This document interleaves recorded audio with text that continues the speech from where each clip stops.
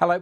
Some Met Office 10-day trends are easier than others, and this is at the trickier end of the scale. Not because of the short term, or indeed because of the trends next week. No, it's really around the weekend where there is an unusual amount of uncertainty. For the rest of this week, it's really a mixture of sunshine and showers, and there are hints at drier weather next week, as we shall see. Let's take a look at the shorter term, though, because, as I said, sunshine and showers covers it. There is a weather front bringing more persistent rain across the country at the moment. That weather front fizzles out, but the low pressure it came from doesn't. That moves in, and notice the isobars squidging together, telling us it's going to be pretty blustery close to that low, and it's close to the low where we'll see most of the showers as well. Notice also that behind me there's another area of low pressure lurking, and that is the source of uncertainty for the weekend. Before we get there, though, it is, broadly speaking, sunshine and showers, with the showers mostly across the northern half of the UK, where it will also be really quite windy, especially on Thursday across the far northwest, whereas in the south it may be a bit breezy at times, but not too many showers here, and some decent dry and bright weather. Into the weekend then, and this is where things get complicated. I talked about that area of low pressure lurking behind me. It's just how it develops and the timing of it crossing the UK. That's where the uncertainty lies. As we run through Saturday and Sunday, you can see this is the Met Office model. It pushes something in, but it's all a bit weak. There's not a strong signal for that low. It may kind of fizzle out a little bit, but other computer models have that low coming in as a more organized feature, a deeper low, and also coming in a little bit quicker.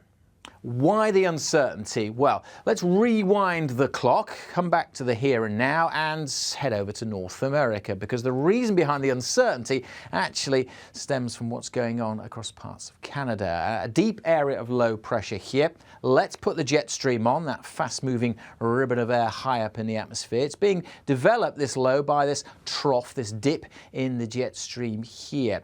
Now, we often talk about the jet stream controlling low pressure systems, but of course in reality it's all one big atmosphere, and if low pressure systems become very intense, then they can interact with the jet stream as well. It can be a two-way street, and as we go through the next couple of days, well, a deepening area of low pressure develops, pushes northwards, and that interacts with the jet stream and pushes that further north. Look at how far the jet stream is going by the time we get into the weekend, all the way up over Greenland.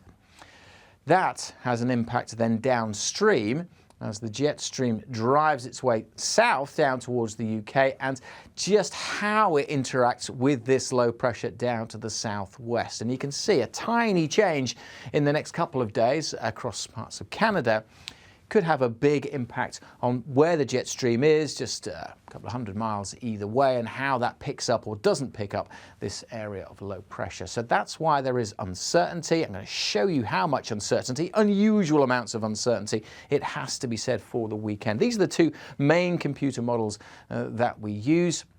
The top one being the European model, ECMWF, and the bottom one being our computer model. Now, don't worry too much about the colours. This is Saturday lunchtime, this is Saturday night, and this is Sunday lunchtime. And in the European model, that low comes in and brings some wet weather, particularly during Saturday and Saturday night, and is almost out of the way by Sunday. Whereas in the Met Office model, the jet stream doesn't really interact with that low. It remains quite a weak feature. It just brings some patchy cloud and rain across central parts of the country on Sunday. So quite a big difference there. Things we can pick out about the weekend: across Scotland it'll probably stay showery, and in either scenario not a lot of rain across the south, so staying largely dry. It's the bits in between where it could be quite damp and dull on Saturday, or it may be the opposite way around, dull and damp on Sunday, but actually dry and bright on Saturday. So as I said, quite a bit of uncertainty, an unusual amount of uncertainty at this range. And one of the reasons for that is because of where those developments are happening across northern Canada, so across high latitudes. And that is what we call a fairly data sparse area. So there's not a lot of information coming out from that part of the world, not as many observations, and not as many satellites track that part of the world either. So that's one of the reasons why there is more uncertainty than usual, just the position of that development. But that development should kind of happen in the next 24 hours or so we should have a better idea of what's going on at the weekend by Thursday. So yes, uncertainty about the weekend, and obviously that will have knock-on effects into next week to some extent. That low pressure system, however it forms, does look like scooting out of the way though by Monday, and we have high pressure close by. So timing's uncertain, but that low still likely to be bringing some showers across the country on Monday.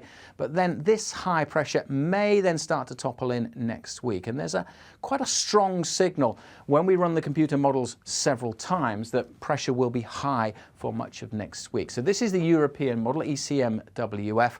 And this is the pressure trend through next week. The dates going along the top, the previous computer models there going down the side. Red is high pressure. Blue is low pressure. You can see the little blips as the low comes in over the next couple of days and then for Saturday or Sunday. But next week, and importantly going back in time, a reasonably strong signal, quite a lot of red on the chart, that pressure will be higher than average. Doesn't necessarily mean completely dry. We'll still see some showers likely. And, well, this chart shows that we're not expecting any significant heat, even if high pressure does build. The shape of the high pressure, where the flow is coming from, is kind of shown on this chart here, where red is more southerly flow and blue is more northerly flow, and hence not as warm. And again, quite a strong signal there that for much of next week, although high pressure may be in control, the winds are most likely to be coming down from the north, which suggests we're unlikely to see any significant heat. However, with dry and fine weather and some sunshine, it is still August, so when the sun is out, it will be reasonably warm.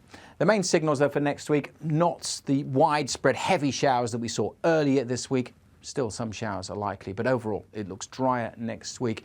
I say no sign of any significant heat, but still pleasant in the sunshine. If you do have plans for this weekend, make sure you stay up to date with the forecast. I've talked a lot about the uncertainty. As I said, by Thursday we should have a bit more detail on the weekend. But if you do have plans, as I say, keep up to date with the very latest. And the best way to do that, of course, is to follow us across social media.